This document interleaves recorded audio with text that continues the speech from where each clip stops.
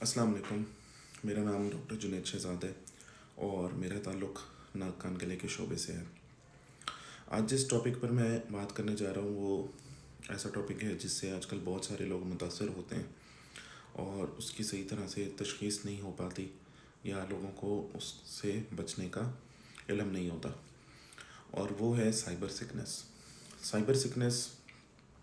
किस चीज़ को कहते हैं, क्या होती है साइबर सिकनेस, इस हवाले से हम बात करेंगे। साइबर सिकनेस ये है कि अगर किसी बंदे का स्क्रीन टाइम बहुत ज़्यादा है, फॉर एग्ज़ाम्पल वो लैपटॉप बहुत ज़्यादा यूज़ करते हैं या कंप्यूटर का इस्तेमाल बहुत ज़्यादा है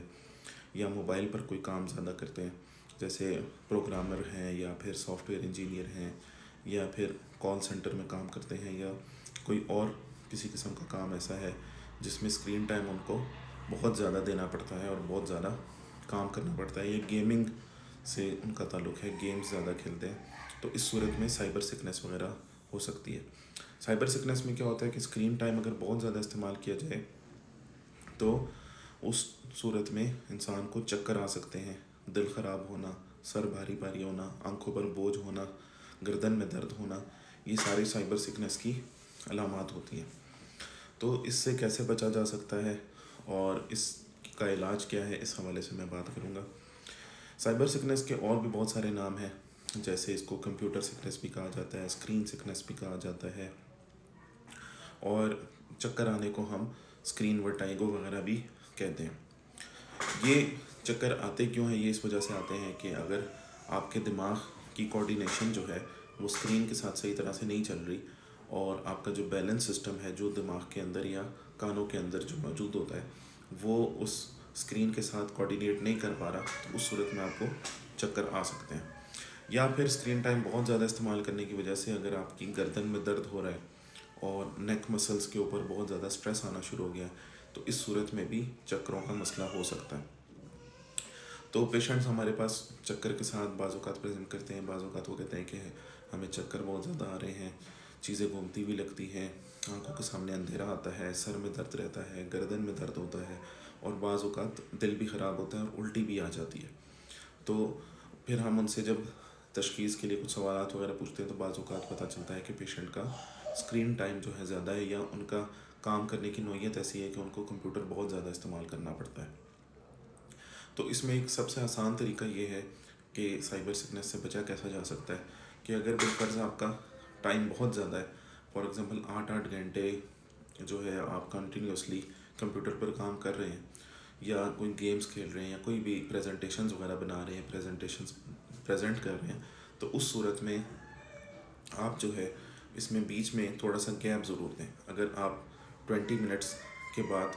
20-20-20 का एक रूल होता है वो अप्लाई करें तो बहुत अच्छा होता है। उसमें ये आपने करना है कि जब आप 20 मिनट स्क्रीन यूज़ कर लें तो 20 मिनट्स के बाद आप 20 सेकंड्स के लिए अपनी आइज़ को बंद कर लें और 20 फीट दूर अपने किसी कमरे में किसी दूर किसी चीज़ की तरफ फोकस करें और उसको देखें। स्क्रीन से हटकर आप किसी और चीज़ पर फोकस करें 20 सेकंड्स के लिए। अगर आप ये करेंगे तो इससे भी आपका वो स्क्रीन की वजह से जो आपके डिसकोऑर्डिनेशन हो रही है और आपको जो चक्कर इंड्यूस हो रहे हैं वो कम हो जाएंगे। इसके अलावा अपना जो पोस्चर है, जो चेयर आप इस्तेमाल करते हैं वो अच्छी क्वालिटी की होनी चाहिए, उस पर आपकी कमर सीधी होनी चाहिए। और इसके अलावा अगर गर्दन में आपको कोई दर्द वगैरह स्क्रीन टाइम करते हुए हो रहा है तो उसका भी एहतियात करें, उसके लिए कोई आप नेक पिलो वगैरह इस्तेमाल ज़रूर करें और गर्दन का ख़ास तौर पर ख्याल रखें। अगर गर्दन में आपके दर्द होना शुरू हो जाता है तो इसकी वजह से भी चक्कर आ सकते हैं, क्योंकि गर्दन के जो मसल्स होते हैं वो बाज़-औक़ात आपकी जो खून की रगें होती हैं जो दिमाग की तरफ और कानों की तरफ जा रही होती हैं उनको दबाते हैं। अगर वो दब रही हों तो उसकी वजह से भी इंसान को बाज़-औक़ात चक्कर आते हैं। इसके अलावा जो और एहतियाती तदाबीर की जा सकती है उसमें यह है कि आप जो है पानी का इस्तेमाल ज़्यादा से ज़्यादा करें, पानी अपनी हाइड्रेशन बहुत अच्छी रखें और इसके अलावा एक्सरसाइजेज़ वगैरह का भी इत्माम करें और स्क्रीन टाइम को जितना हद्दुल इम्कान हो सके कम से कम रखें तो बेहतर रहेगा। इसके अलावा अगर आपको बहुत ज़्यादा प्रॉब्लम होना शुरू हो गया है और आपका जो है चक्करों का मसला बहुत ज़्यादा बढ़ गया है तो उस सूरत में आप जो है किसी ईएनटी स्पेशलिस्ट से ज़रूर रुजू करें और बाज़ औक़ात जो है जो कंसल्टेंट या फिजिशियन होते हैं वो इस चीज़ को मिस भी कर जाते हैं, और बहुत सारे कंसल्टेंट को साइबर सिकनेस की टर्मिनोलॉजी का भी हो सकता है अंदाज़ा ना हो। तो इस सूरत में अगर आप ख़ुद भी इसके बारे में मालूमात हो और आपको पता हो तो आप अपने डॉक्टर को ज़रूर बताएं कि आपका स्क्रीन टाइम ज़्यादा है। अगर उन्होंने हिस्ट्री में इस चीज़ को मिस कर दिया है तो आप उनको ज़रूर बताएं कि मेरे काम की नौइयत ऐसी है कि मेरा ज़्यादातर बैठने वाला काम है और मैं कंप्यूटर पे ज़्यादा काम होता है, मेरी मीटिंग्स होती हैं ऑनलाइन, या मैं ऑनलाइन जो है काम ज़्यादा करता हूँ प्रोग्रामिंग का या सॉफ्टवेयर इंजीनियरिंग का, तो ताकि वो उसकी बेहतर तशख़ीस कर सके और उसके लिए आपको अकॉर्डिंगली दवाइयाँ तजवीज़ कर सकें। तो एट द एंड मैं यही आपको पैगाम देना चाहूँगा कि इसमें एक तो जो 2020 वाला रूल है वो अप्लाई करें, अपनी चेयर जो है वो बेहतर बनाएं, आपका अपना पोस्चर अपना अच्छा करें, नेक का ख्याल रखें, गर्दन की एक्सरसाइजेज़ वगैरह का इत्माम करें, या गर्दन का नेक का जो पिल्लो होता है वो इस्तेमाल करें, और स्क्रीन टाइम जितना आपका कम हो सके उसको थोड़ा सा कम करने की